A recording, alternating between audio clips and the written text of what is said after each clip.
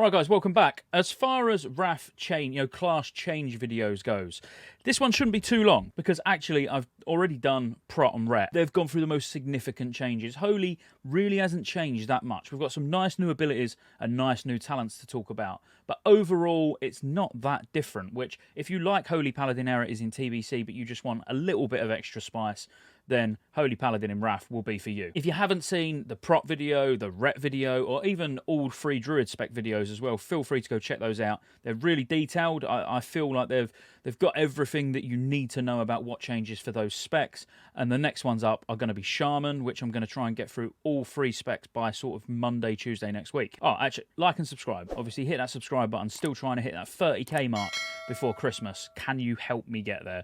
I hope so. So if you're not subscribed and you're watching this, hit the subscribe button. There's plenty of content on the channel and so much more to come. But the Holy Paladin. So first, let's cover the new abilities. I'm not going to cover any abilities that come from talents yet because we'll obviously focus on those when we look at the talents. But in order, we're going to look at the new abilities. We're then going to look at the talents. We're going to look at glyphs. I'll give you a brief introduction to what glyphs are if you're not sure. And I will even show you some sort of gameplay of 5-man heroics where I'm actually healing while we're looking at all of this stuff. So hopefully you take a lot away from it. But for the abilities that you actually get, so Divine Plea is really nice. You gain 25% of your total mana over 15 seconds, but the amount healed by your Flash of Light, Holy Light, and Holy Shock spells is reduced by 50%.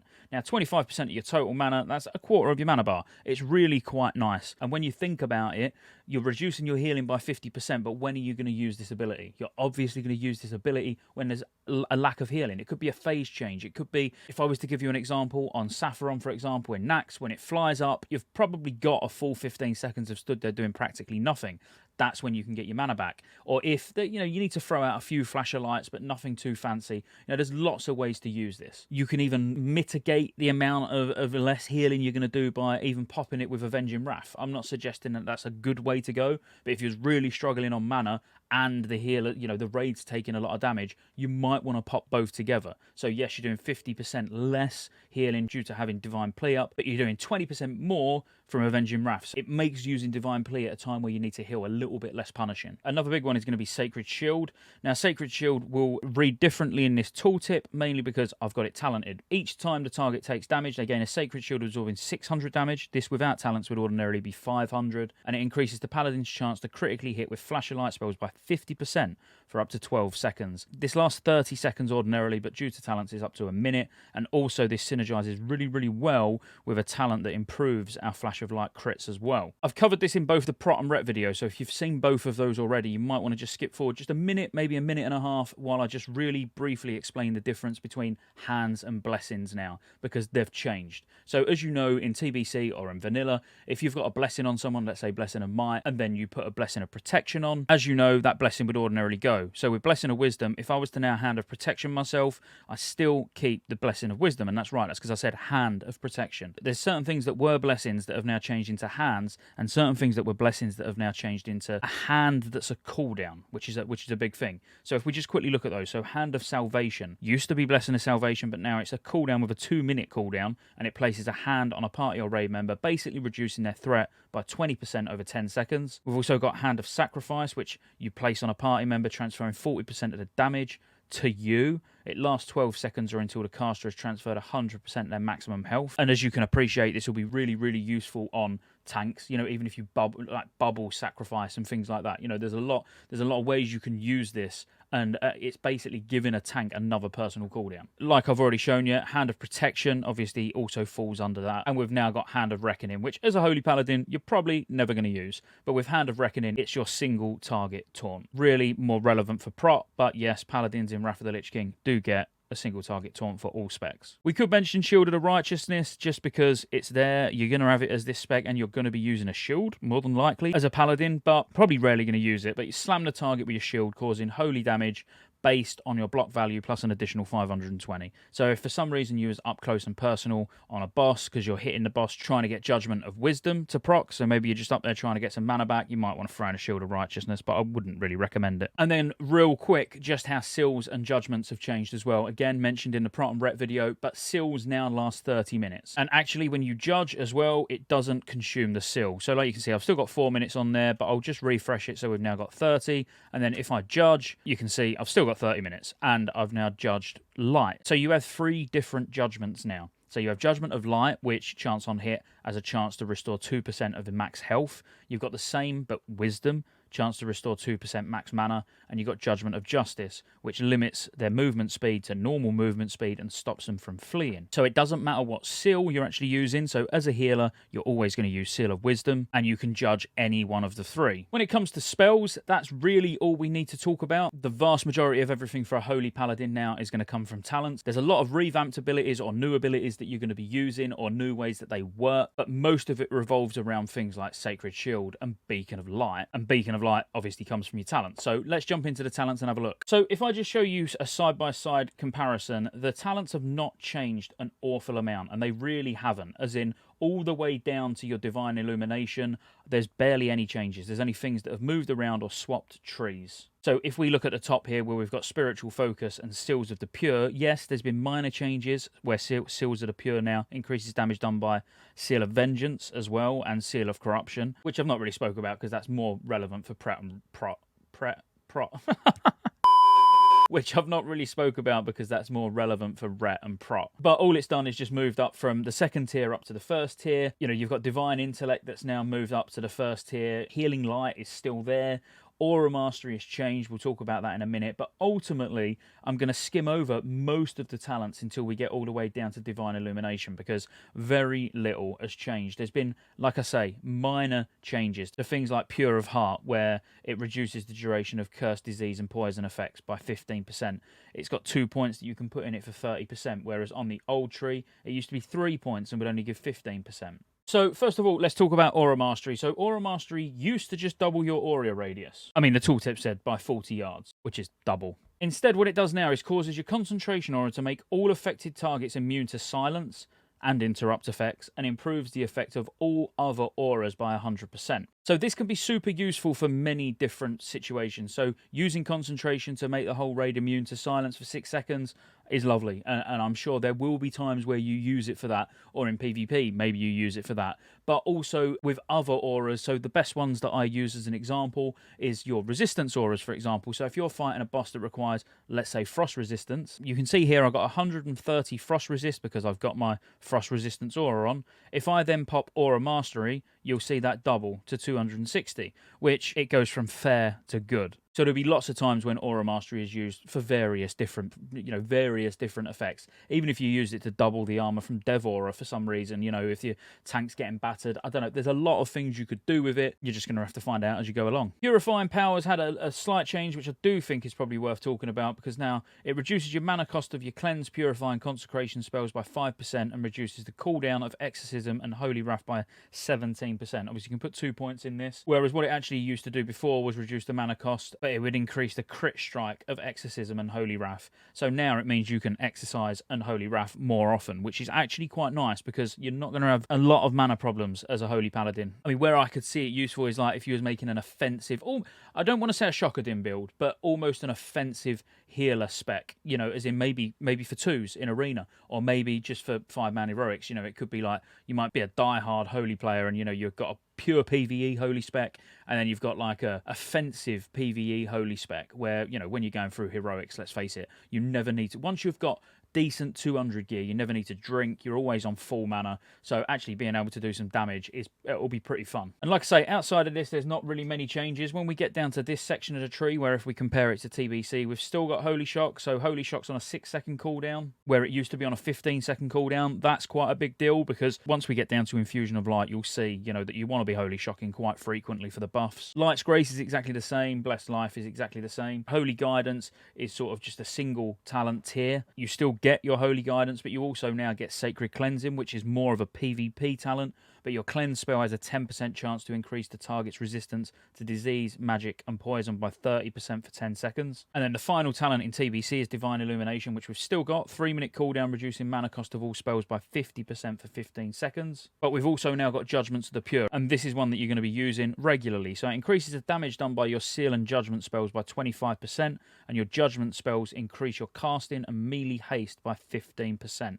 for 1 minute. So like you can see, this is a buff that you're going to want to keep up 100% of the time. Now, don't get me wrong, if you're the only paladin in the group, you might have to keep a judgment up anyway. You know, judgment of wisdom more than likely for your DPS. You know, if you've not got many casters or casters that don't have mana issues like a warlock, for example, then you might choose to use judgment of light, so you actually get more healing, the group gets more healing, more or less cast it like every 15 seconds. But if you don't need to do that, you don't need to judge because you've got a prop paladin and a rep paladin, then you're literally just judging to keep the buff up, and that's it. Infusion of light, which comes off of your Holy Shock ability and explains why you want a nice short cooldown on it.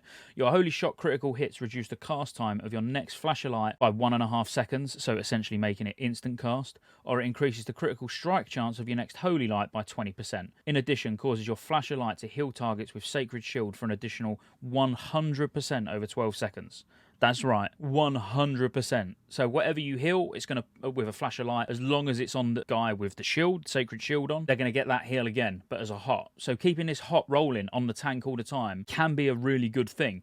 Because remember, you don't directly need to heal the tank, which we're going to get on when we get onto Beacon of Light. So it can be quite strange. Occasionally you want to switch to the tank just to do a flash of light, just to get the hot back on, but then you'll be healing the raid, which when you heal the raid, it will heal the tank, which will make sense in a second. But if I just show you for a second, if we get a Sacred Shield on myself, like you can see, and then all we'll do, just to force a proc, we'll use Divine Favor, which is exactly the same. So just increases the next critical strike chance spell, you know, about 100%. So we'll pop that and we'll just Holy Shock myself, we get a crit. We've now got Infusion of Light. So now, because I've got Sacred Shield on, when I Flash of Light myself, it won't only be a guaranteed instant cast spell because of the crit Holy Shock. It'll also double the amount of healing because, as you can see, it's now doing a 12-second hot, where it's doing a reasonable amount. Pretty sick. We shouldn't really ignore the Holy Light portion of it because actually, once we get onto the glyphs, you'll see that Holy Light, for people that are stacked in melee, you'll be using Holy Light an awful lot. Flash of Light is a very mana conservative way of healing, but when you really need those big heals, you're going to be using Holy Light, and that actually splashes and heals targets around the target you're healing with a glyph, which we'll talk about when we're on the glyphs. So in Light and Judgments, increases the range of your Judgment of Light and Judgment of Wisdom by 30 yards and increases your chance to hit by 4%. Now, this is important to keep Judgments of the Pure up. You're not really going to want to be going into melee, so you do take this so you can judge from a distance. Not a lot else to talk about with that talent, really. In my opinion, the most amazing Holy Paladin ability in Wrath of the Lich King. So the target becomes a beacon of light to all members of your party and raid within a 60-yard radius, and heals you cast on party or raid members will also heal the beacon for 100% of the amount healed, and it lasts 1.5 minutes. So if I was partied up with my druid and I wanted to, let's say, beacon myself, I've also got Sacred Shield on myself. When I'm healing the druid, it's also going to heal me. The one thing that's worth noting is if you want to get the hot portion of the flash of light, it has to be directly on the person with Sacred Shield. So if I was to reverse it now and put Sacred Shield on the druid instead of me, when I then heal the druid, he will also get the hot on him, but I obviously won't. I only get the direct healing portion. So you can see Beacon of Light is a beast. It's amazing. So all you need to do every, well, nearly 2 minutes is just make sure Beacon is on your tank. And then you can heal whoever you want, and you're going to be healing the tank as well. And I think you'll agree, as a Holy Paladin, one of the hardest things to do is normally sort of help raid healing. You know, you're normally strictly on the tanks, which, if you've got 2 tanks getting battered, you know, there's 2 bosses that are being tanked, or, you know, an ad and a boss, you can beacon one tank, heal the other. Literally be healing both tanks at the same time. It's huge. Or as I say, you can use it if there's just one tank taking damage and the raid, you can heal the raid and the beacon will heal the tank. So just overall an amazing, amazing ability. I absolutely love playing a Holy Paladin Wrath. Let's just have a real quick look at the protection tree, just because there's a couple of things that you're going to want in there as well as a healer. So firstly, a brand new talent is Divinity, which increases all healing done by you and all healing effects on you by 5%. So you're obviously going to want this because it's 5% more healing. The rest of the things here are pretty much the same. They're not really worth talking about too much, but you're probably thinking, well, why is there 4 points in toughness? That could really go anywhere if I'm completely honest with you. But the main thing is that you're going to want to get down to Divine Sacrifice, and actually the most important one really is Divine Guardian. But starting with Divine Sacrifice, 30% of all damage taken by party and raid members in 30 yards is redirected to the Paladin, up to a maximum of 40% of the Paladin's health, times the number of party members.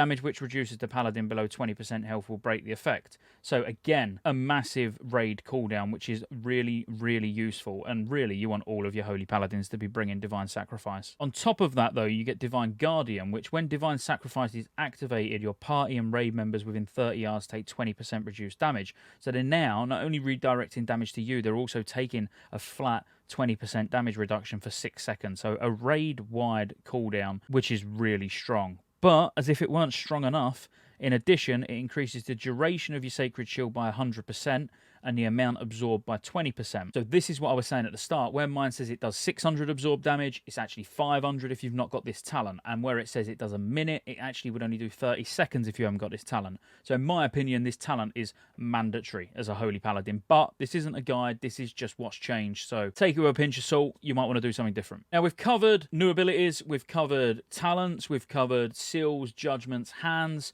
So all the main things is out the way. Now we're just going to quickly look at some holy glyphs. Not all holy glyphs, I'm not going to look at all glyphs, just what ones I think is relevant to holy, which ones you might use. And then you can move on and get on with your day. Maybe go and watch the Prot and Ret one. Have a look at glyphs. So first of all, we've got Glyph of Holy Light, which I've already spoke about briefly, but it's very, very good and pretty much a must-have. There is essentially two ways to heal on a Holy Paladin. Those who heavily use Holy Light, those who heavily use Flash of Light. I personally like to be using both. I would be using Flash of Light for sort of mana conservation, and I would be using Holy Light to pump those healing meters up. But Glyph of Holy Light grants 10% of its amount healed to up to 5 friendly targets within 8 yards of the initial target. So if I show you in-game, if I Holy Light myself next to the Druid, he got 10% of the heal, which doesn't look like a lot, but if you're spamming Holy Light on, on the tank and all the melee around, the melee are also going to get a massive benefit from this. Then we've got Beacon of Light, which increases the duration of Beacon of Light by 30 seconds, so please do take into account when we was talking about Beacon of Light earlier,